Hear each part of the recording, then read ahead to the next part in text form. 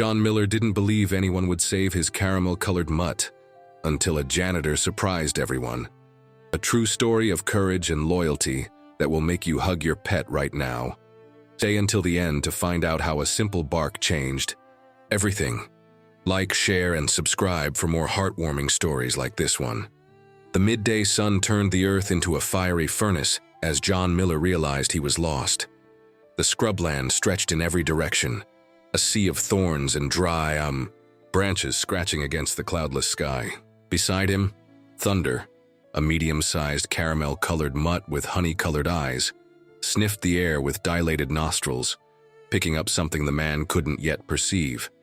The dog got that name because he'd appeared on the farm during a thunderstorm 3 years ago, a soaked puppy who barked louder than the thunder. Since then, he had become John's faithful shadow, accompanying him on every journey through the unforgiving scrubland. John's property was miles away, a modest cattle ranch he inherited from his father and maintained with the sweat of his brow. At 35, he was a man marked by the sun and hard work, with calloused hands that knew every stone of that arid land. His routine was as predictable as the dry seasons, waking before dawn, tending to the animals, mending fences, searching for water. But that March morning, when he'd gone out to look for a stray cow, something went differently. The trail he knew like the back of his hand seemed to multiply into dozens of identical paths. And now, hours later, thirst began to tighten his throat like an invisible hand. Thunder kept his snout close to the ground, the fur on his back bristling with a tension John had learned to respect. The dog had a sixth sense for danger, a wild inheritance that even 3 years of domestication couldn't erase. His ears swiveled like radar, picking up sounds beyond human hearing.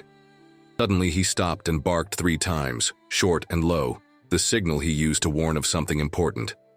John followed the animal's gaze and saw, about 200 yards away, what looked like an abandoned house, its adobe walls half collapsed by time. It was the kind of structure that dotted the scrubland, silent witnesses to better times when rain still visited those lands more frequently. John knew the stories. Entire families abandoning everything during the great droughts, leaving behind only the empty shells of their lives. But he didn't recognize that house, and it disturbed him deeply. How could there be such a large building on land he swore he knew every inch of? As they approached, Thunder began to whimper softly, a sound that came from deep within his throat, and that John had only heard once before, when they found a rattlesnake coiled near the well. The man placed his hand on the handle of the machete. He carried at his waist, the metal hot from the sun against his fingers. The house exhaled a heavy silence, different from the natural silence of the scrubland. It was a silence that seemed to swallow the surrounding sounds, creating a vacuum where even the wind seemed afraid to enter. That's when John saw her for the first time. A young woman, perhaps 25 years old, sat on the doorstep, her knees hugged to her chest. Her black hair fell like a curtain over her face, and she didn't look up when they approached. She wore a simple dress of faded calico, and her bare feet were covered in dust. Thunder growled low, but John calmed him with a gesture. Something was wrong in that scene, but thirst and fatigue clouded his judgment. The girl finally raised, her face revealing dark eyes that seemed to contain all the sadness in the world. When she spoke, her voice was like the rustling of dry leaves. Mary Clara was her name, she said, and she had been there for days, maybe weeks, waiting for someone who would never return. Her family had left during the last great drought, but she had stayed behind, bound by promises and memories. John felt his heart constrict at that story, so common in those parched lands. He offered to share the little water he had in his canteen, and she accepted with a sad smile that transformed her face for a moment. As they talked, Thunder remained restless, circling around them, his fur bristling and his ears always attentive. The dog sniffed the air constantly, as if trying to decipher an invisible riddle. John, absorbed in the conversation with Mary Clara, didn't notice when the animal began to dig frantically near the side wall of the house, his paws throwing dirt everywhere in desperate urgency. Afternoon was advancing, and the sun began its slow descent toward the horizon. painting the sky in shades of orange and red that looked like diluted blood. Mary Clara spoke about the days before the abandonment, how the cistern dried up first, then the pond, and finally, even the tears seemed to have evaporated from the eyes of her people.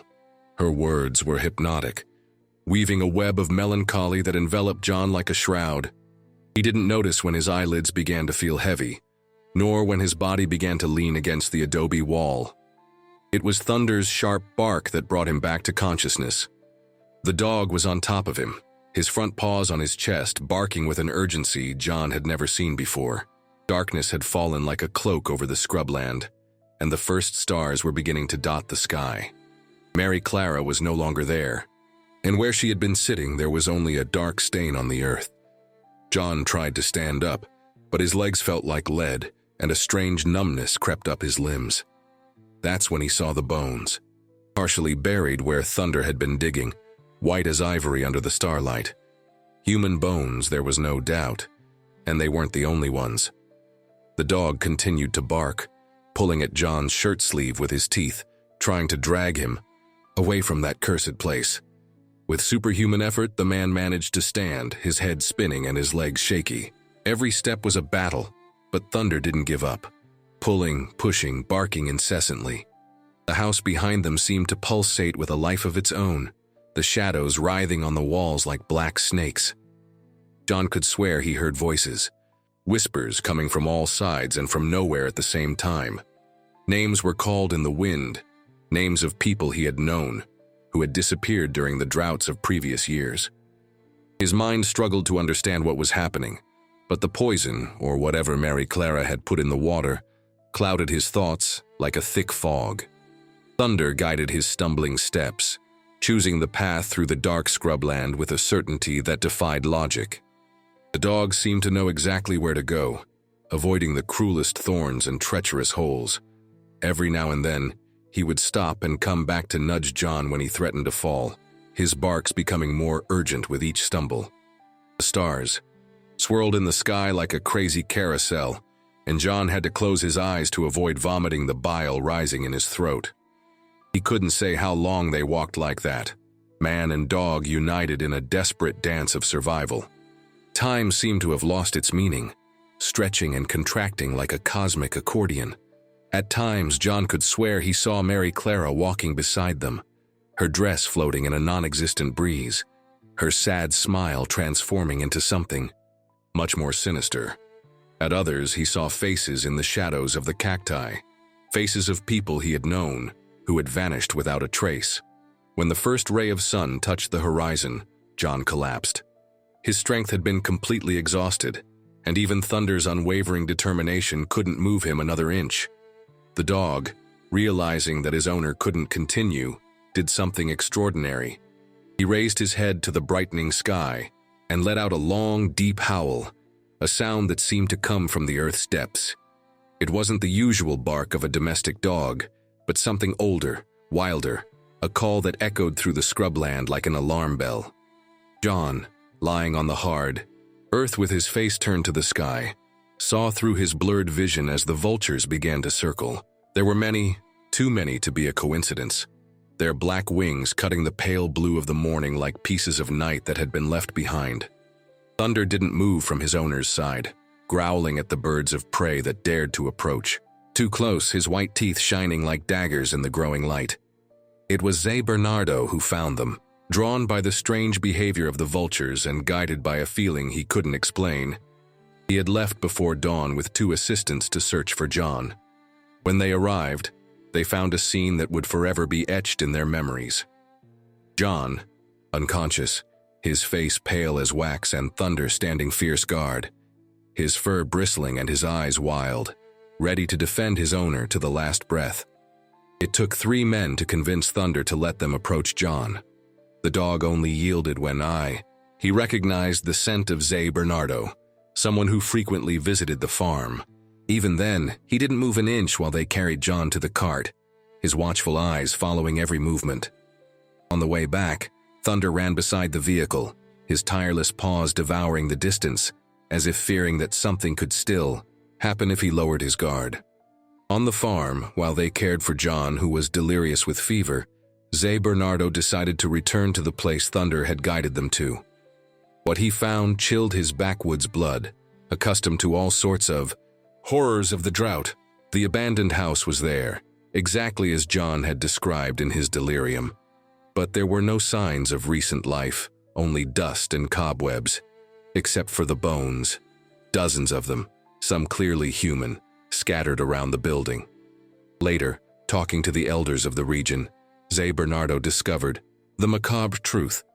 That house had belonged to a family that, during the great drought of 40 years ago, had resorted to the unthinkable to survive.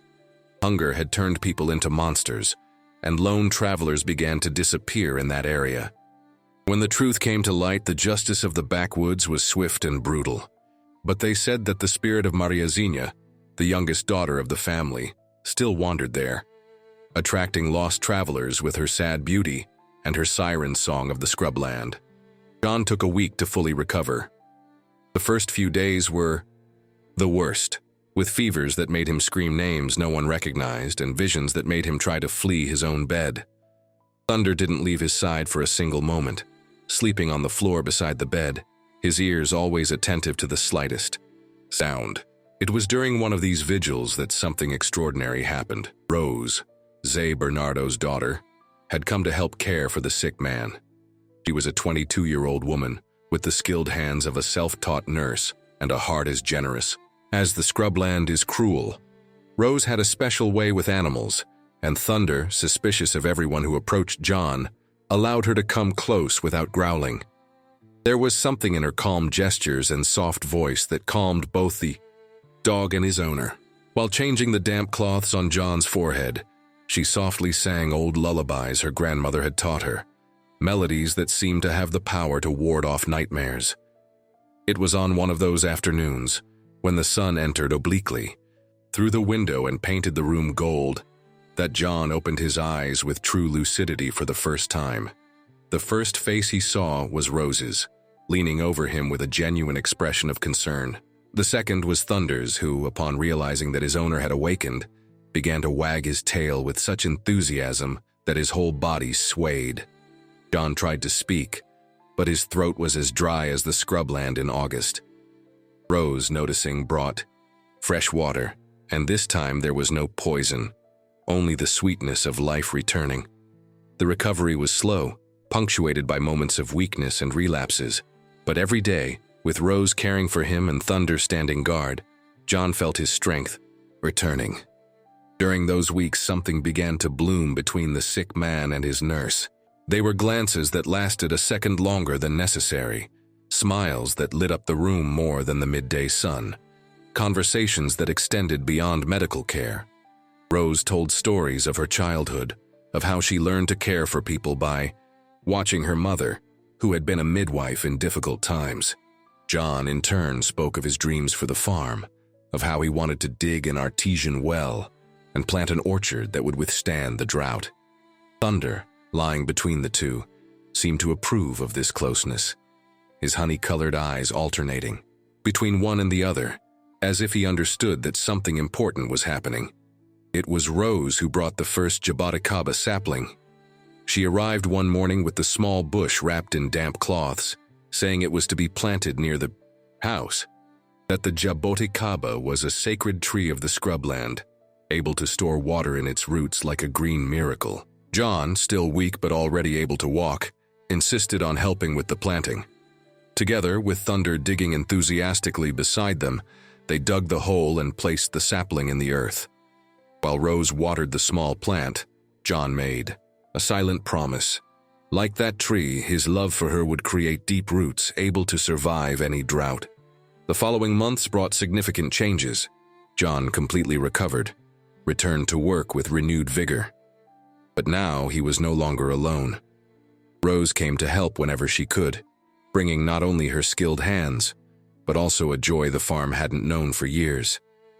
She had a special gift for handling animals, and even the most skittish cattle calmed down in her presence. Thunder had completely adopted her, following her with the same devotion he showed for John. It was during the cattle branding, that June of clear skies and relentless sun, that the second great danger presented itself. John was in the corral, focused on branding a particularly agitated calf, when he heard Rose scream. She had gone to fetch water from the farthest well and had come across something that would chill the blood of any backwoodsman. A jaguar, thin and desperate from the prolonged drought, had descended from the mountains in search of easy prey. The feline was between Rose and the way back, its yellow eyes fixed on her as if calculating the best moment to attack. Rose, petrified with fear, couldn't move. The water bucket had fallen from her hands, the precious water quickly seeping into the thirsty earth. John dropped everything and ran, but he was too far away, and the jaguar was too close. That's when Thunder proved once again why he was more than just a dog. The caramel-colored mutt appeared out of nowhere like a golden bolt of lightning, placing himself between Rose and the jaguar with a growl that seemed to come from the depths of the earth. It wasn't an even match. The jaguar was larger, stronger, with claws that could tear leather like paper. But Thunder had something the feline didn't. He was defending his family. The dog attacked with a ferocity John had never seen, barking and biting, dancing out of reach of the deadly claws with impressive agility. The fight seemed to last an eternity, although it couldn't have been more than a few minutes. Thunder used his speed and intelligence, attacking and retreating, never giving the jaguar an easy target. His barks echoed through the scrubland like thunder from a dry storm, alerting everyone within a radius of miles. The jaguar, frustrated and increasingly tired, tried to corner the dog against the rocks, but Thunder always found a way out, always returned to the attack.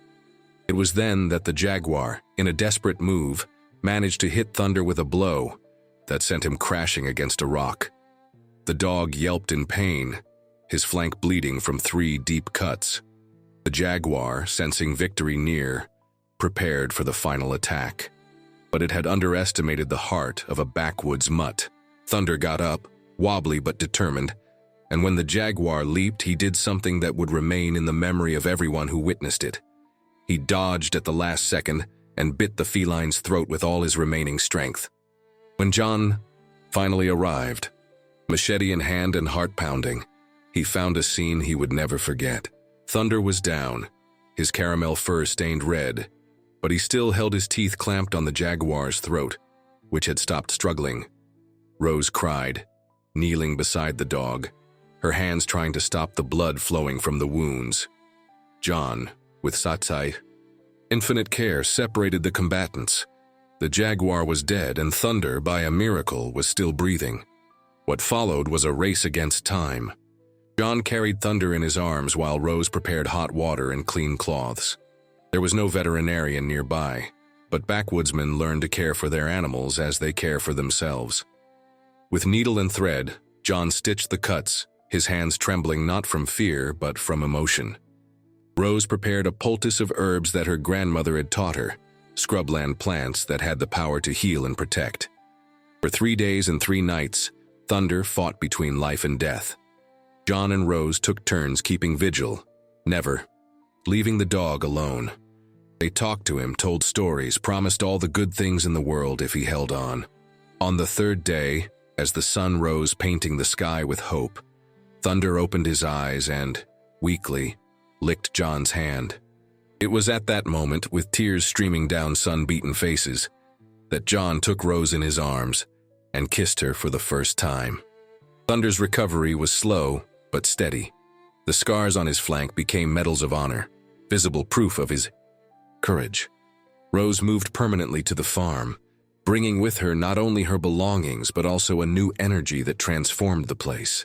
She and John married in a simple ceremony, under the jaboticaba tree that had grown strong and lush, with Thunder as the honorary best man, a colorful ribbon around his neck. Life went on, punctuated by the rhythms of the scrubland. Rains came and went. Droughts tested their resilience, but the little family remained united. Rose brought more saplings, creating an improbable garden in that hard earth.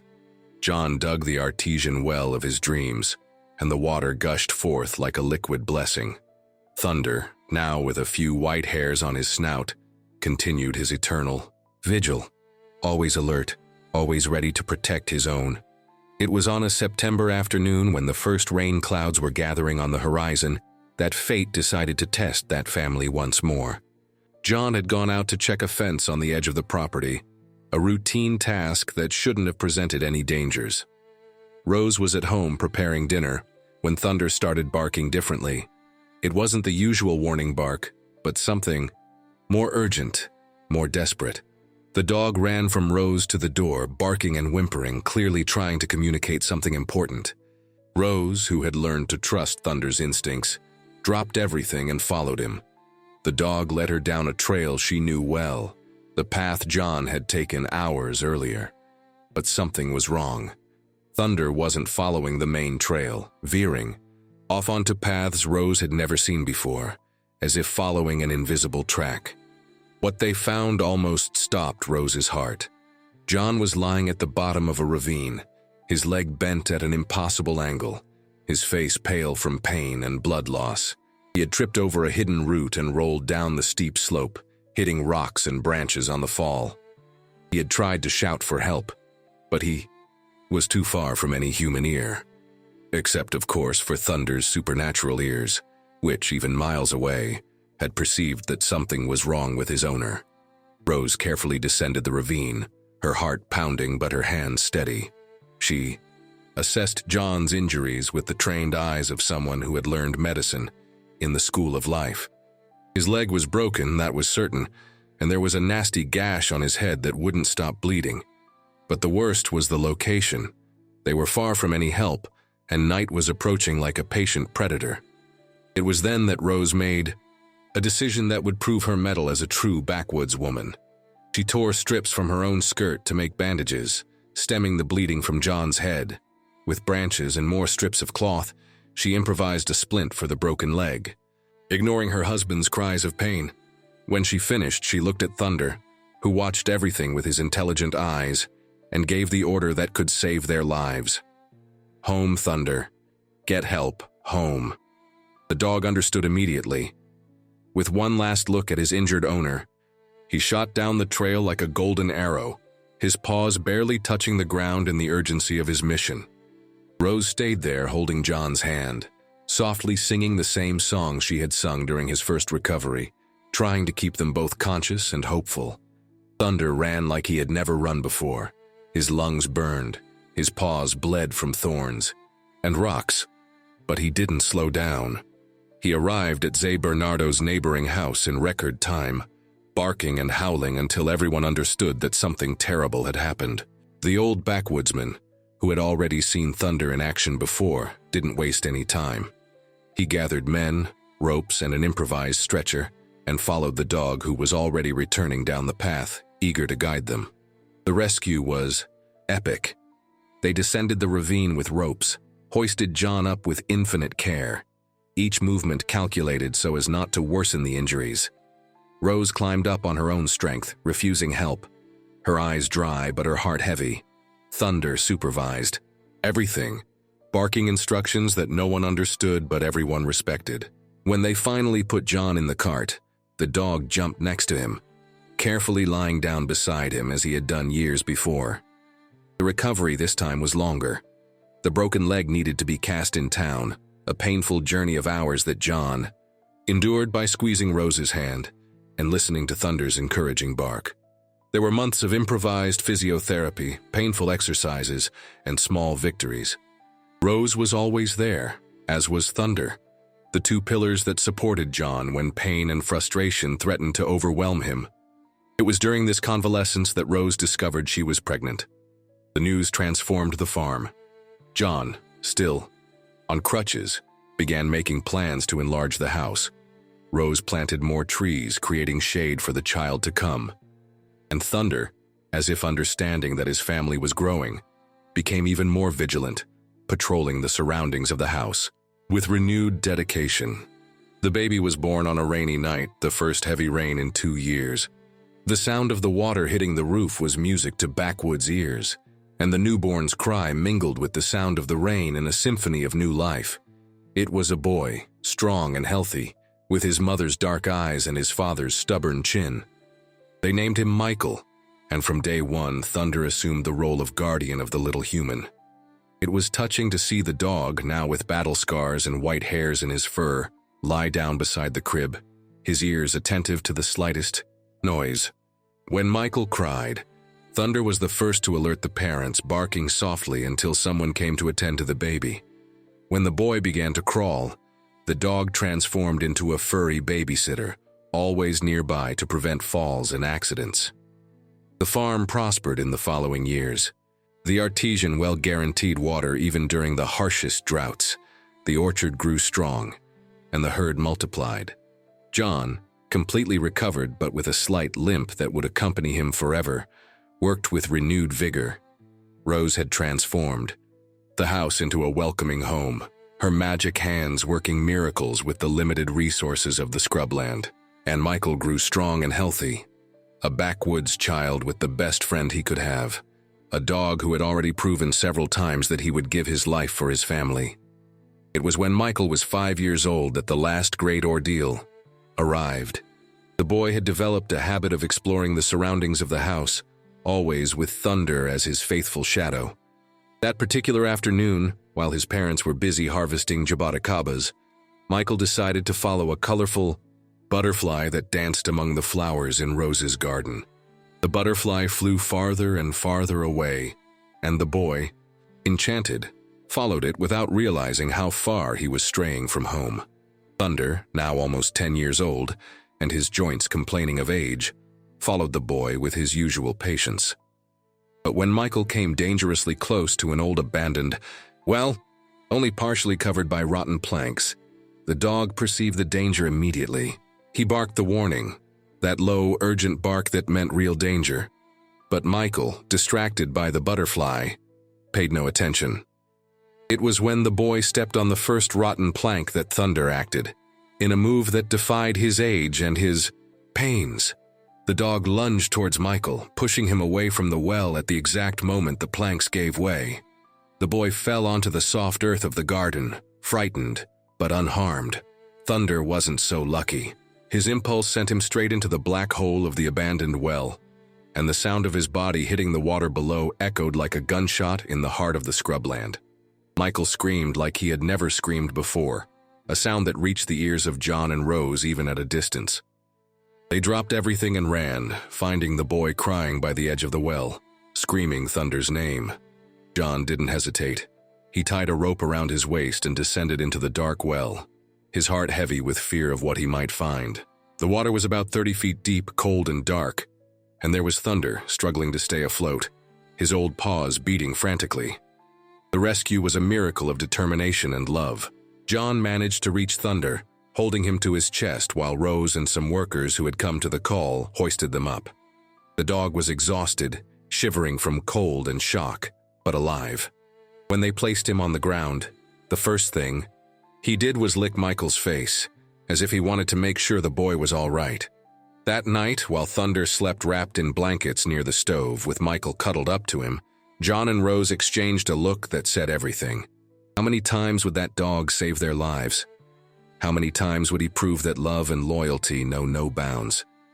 Rose prepared the best dinner the pantry allowed, and for the first time, Thunder ate at the table with the family, a king on his well-deserved throne. The following years were gentler. Thunder aged with dignity, his steps slower but his spirit indomitable. Michael grew up listening to the stories of how the dog had saved his father and mother, how he had fought a jaguar, how he had descended a well to save him.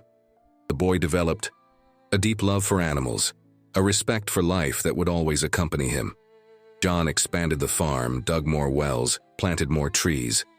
The property became an oasis in the scrubland, an example of how hard work and love can transform even the most arid land. Rose had 2 more children, a girl named Anna and another boy named Peter, and Thunder took over the guardianship of everyone with the same dedication, even when his steps became more faltering and his fur whiter than caramel.